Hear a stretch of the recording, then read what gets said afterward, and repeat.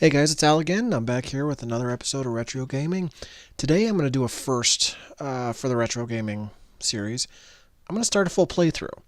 And I'm going to do that with, as you can see from our screen, Super Mario Bros. 3.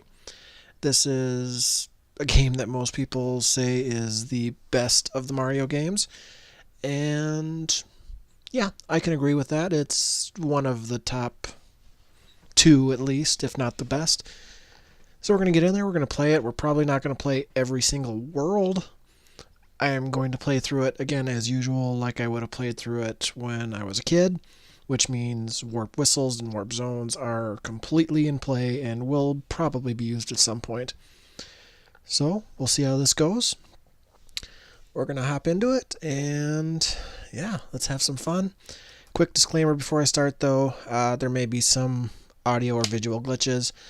Those are likely going to be as a result of my recording setup and the fact that I'm using a pretty old beat up laptop to do the recording. So that's probably the issue with some of the audio. It doesn't sound quite right in some spots. Little slowdown. That's what it is. I hope you'll forgive that when watching this playthrough. That said, let's hop into it.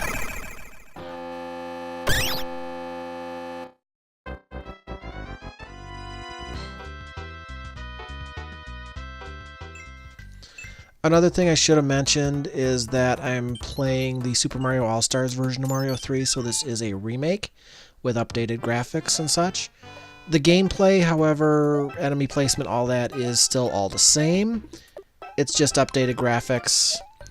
One of these days I'll go back and I'll play the original Mario 3, but this was just easier to get going from the start, so that's what I'm going to do.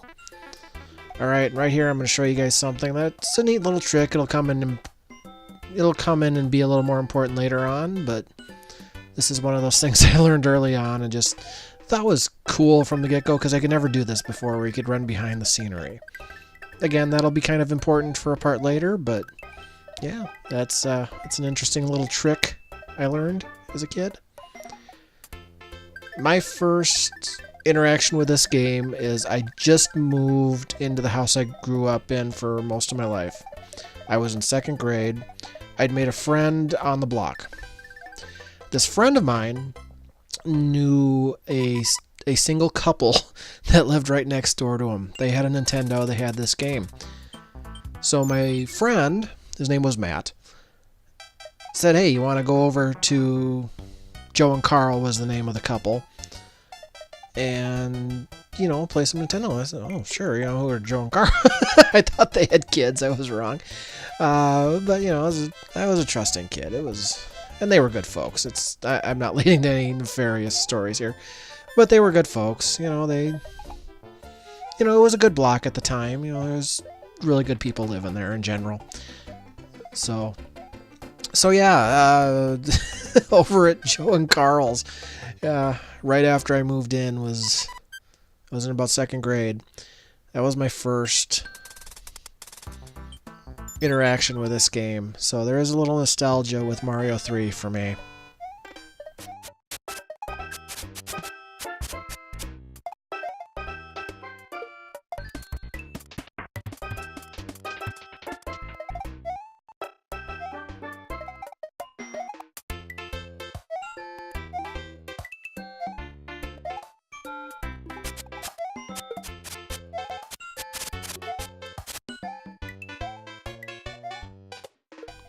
Alright, and here's where that white block thing is going to come in kind of important. We're going to slip behind the scenery. We're going to make sure we don't get hit by these guys. Run right through. There's a little secret. And this is where you get the first of 3 warp whistles in the game. Hopefully, I remember where the other 2 are. I'm not 100% sure. But there's where this one is. On to the Toad House.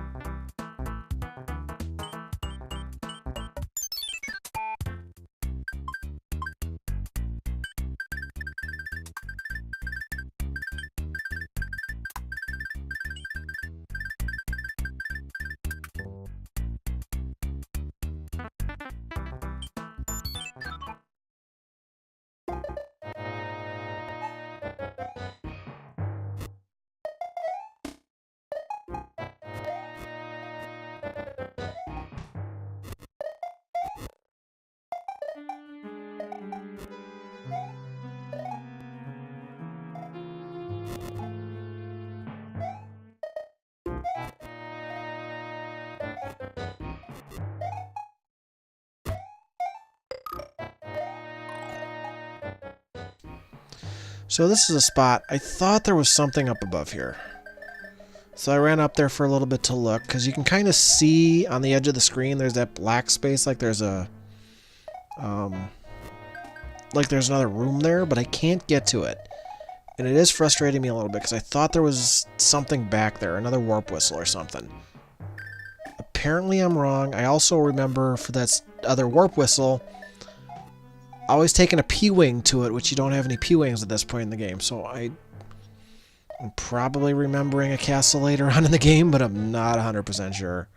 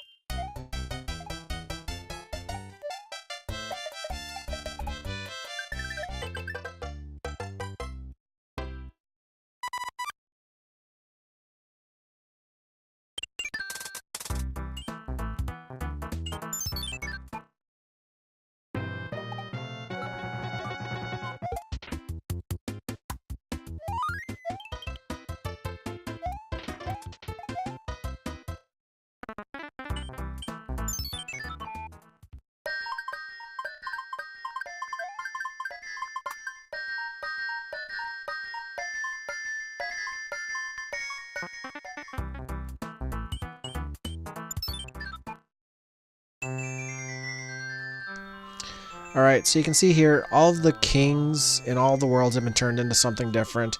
This guy's one of the snakes from Mario 2. Again, making Mario 2 canon. Mario 2 is a fun game. I'll do a full playthrough of that someday too. With the exception of Bowser's level, all of the levels in this game end with one of these ships. They're all different, obviously getting harder as the game goes on.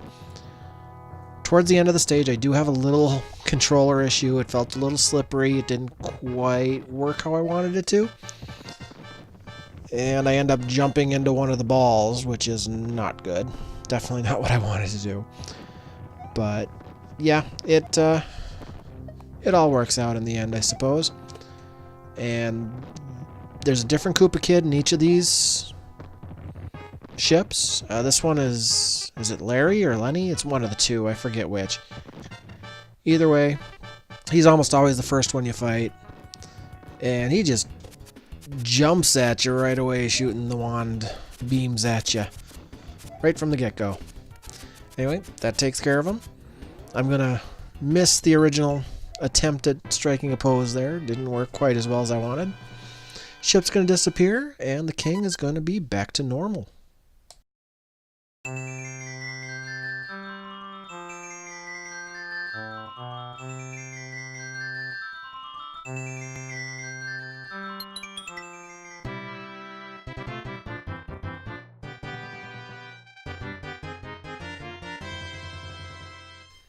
And now, like with all the levels, we're going to get a letter from the princess. She's going to give us a little token to help us with the game.